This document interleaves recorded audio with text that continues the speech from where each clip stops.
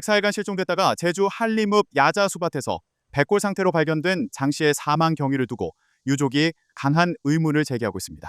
장 씨 유족은 경찰이 장 씨가 스스로 야자수에 끈을 걸고 목을 맨 것으로 추정하고 있다는 설명에 대해 얇은 야자수 줄기에 어떻게 끈을 매달 수 있었는지 이해하기 어렵다고 주장했습니다. 27일 SBS에 따르면 유족은 전날 부검 이후 경찰 수사팀으로부터 장 씨의 목뼈가 부러진 것은 스스로 목숨을 끊을 때 나타나는 흔적이라며 자살로 갈 수밖에 없다는 취지의 부검 결과를 전달받았습니다. 경찰은 장 씨가 야자수에 끈을 걸고 앉은 상태에서 목을 맨 것으로 보인다는 설명도 한 것으로 전해졌습니다. 그러나 유족은 얇은 야자수 줄기에 끈을 어떻게 걸 수 있었는지, 몸통 주변에 단단한 가지에 걸쳐진 듯한 발견 당시 자세가 실제 목맴 상황과 맞는지 의문을 제기하며 솔직히 끝까지 의문이다. 이게 맞는 건가라고 말했습니다. 장 씨는 지난 24일 오전 10시 46분쯤 제주시 한림읍의 한 야자수밭에서 백골 상태로 발견됐습니다.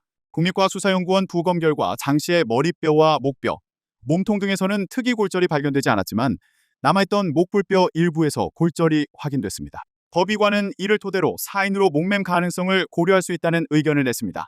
이런 가운데 범죄 심리 전문가 이수정 경기대 교수는 경찰이 장 씨의 극단적 선택 가능성에 무게를 두는데 의문을 제기했습니다. 이 교수는 자살에는 일반적으로 분명한 동기가 있다며 장 씨가 야자수 숲에서 앉은 자세로 목을 매는 상황이 실제로 가능했는지 추가로 살펴볼 필요가 있다고 주장했습니다. 특히 자살 사고의 경우 실수로 우연히 목숨을 끊는 일은 없다고 지적한 이 위원장은 과연 젊은 여성이 자살 장소로 야자수 숲을 택하고 목매물, 그것도 앉아서 사망의 일을 생각을 실수로라도 했을까 싶다며 타살 혐의가 없어 보인다는 경찰 판단에 의문을 제기하기도 했습니다.